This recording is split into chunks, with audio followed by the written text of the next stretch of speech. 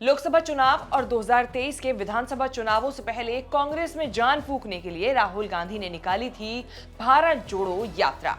कन्याकुमारी से कश्मीर तक 4000 किलोमीटर पदयात्रा करके राहुल गांधी ने देश की राजनीति पलट दी। भारत जोड़ो यात्रा हिट हो गई, कांग्रेस चुनाव जीतने लगी, बीजेपी को हराकर सरकारें बनाने लगी, पूरे विपक्ष के फेवरेट हो गए राहुल गांधी। राहुल गांधी रीलॉन्च हो गए। हालांकि एमपी, राजस्थान और छत्तीसगढ़ में कांग्रेस की हार से झटका लगा, लेकिन राहुल गांधी भारत जोड़ो का लक फिर से आजमाने फिर निकले हैं भारत जोड़ो न्याय यात्रा लेकर। रोज सफेद टी शर्ट, ब्लैक पैंट पहनकर भारत जोड़ने पर कितना खर्च होता है कांग्रेस ने कभी बताया नहीं, लेकिन किसी और तरीके से खर्च का हिसाब अब सामने आया है। रजिस्टर्ड पॉलिटिकल पार्टी होने के नाते कांग्रेस को भी हर साल चुनाव आयोग का पाई कमाई खर्च का हिसाब देना पड़ता है।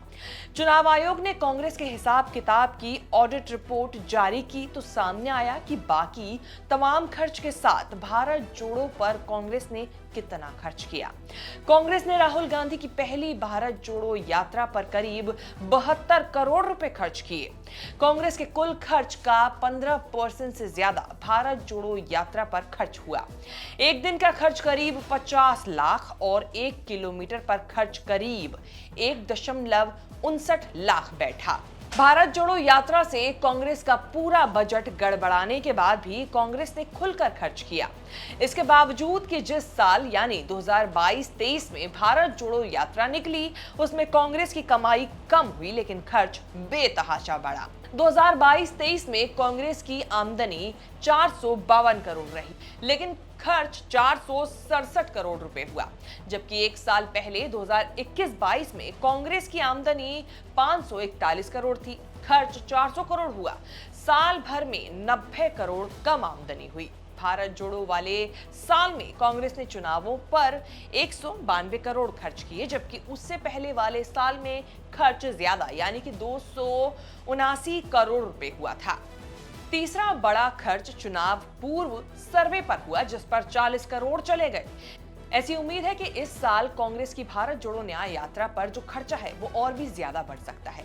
न्याय यात्रा ज्यादा से ज्यादा दिन के लिए, ज्यादा लंबी दूरी के लिए और बस कार से ही सफर कर रही है, जिससे सबसे ज्यादा शेयर ट्रांसपोर्ट पर खर्च हो रहा है। चुनाव आयोग ने कांग्रेस समेत 6 नेशनल पार्टियों की 2022-23 की ऑडिट रिपोर्ट सार्वजनिक की है, लेकिन बीजेपी की डिटेल सार्वजनिक नहीं हुई है। ये तो पहले से जग जाहिर है कि इलेक्टोरल बॉन्ड से मिल रहे चुनावी चंदे में कांग्रेस कई साल से बीजेपी से कहीं पीछे चल रही है और मैच भी नहीं कर पा रही है। पिछले 2 साल में कांग्रेस को इलेक्टोरल बॉन्ड से मिलने वाले चंदे में भी भारी गिरावट आई है। 2021-22 में कांग्रेस को इलेक्टोरल बॉन्ड से 236 करोड़ का चुनावी चंदा मिला था, लेकिन 2022-23 में चंदा घटकर 171 करोड़ रह गया। साल भर में ही चुनावी चंदा 65 करोड़ रुपए घटा। ऑडिट रिपोर्ट का इंटरेस्टिंग एक डेटा ये है कि कांग्रेस को मिलने वाले व्यक्तिगत चंदा भी घट गया है, लेकिन कंपनियों से मिलने वाला चंदा करीब 2 गुना हुआ है। 2021-22 में कांग्रेस को व्यक्तिगत चंदे से 60 करोड़ रुपए मिले थे, जो 2022-23 में घटकर 43 करोड़ रुपए रह गए।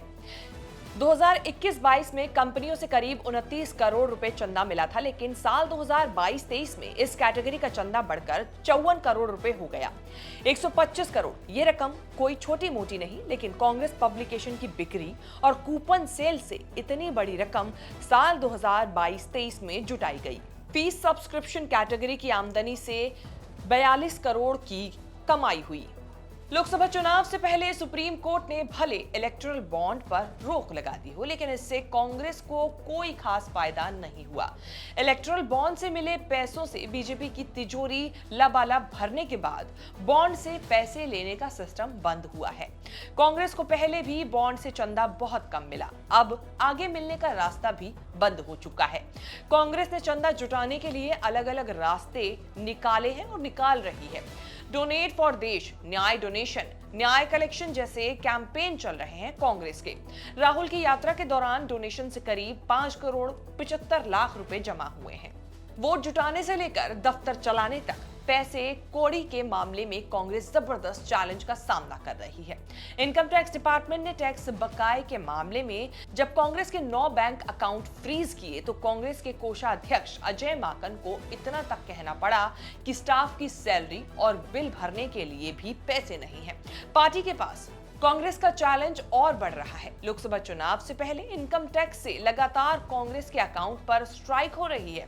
210 करोड़ के बकाये टैक्स के विवाद में इनकम टैक्स ने कांग्रेस के बैंक अकाउंट से 65 करोड़ रुपए की रिकवरी कर ली है। अजय माकन का दावा है कि पॉलिटिकल पार्टी इनकम टैक्स नहीं देती, बीजेपी भी इनकम टैक्स नहीं देती है। हमने इस रिपोर्ट में आपको बताया कि पिछले कुछ सालों में लगातार कांग्रेस का चंदा जो है वो घटा है। अब देखना होगा कि आने वाले समय में, आने वाले सालों में कांग्रेस का चंदा बढ़ता है या नहीं बढ़ता है और बीजेपी का क्या कुछ स्थिति बनने वाली है।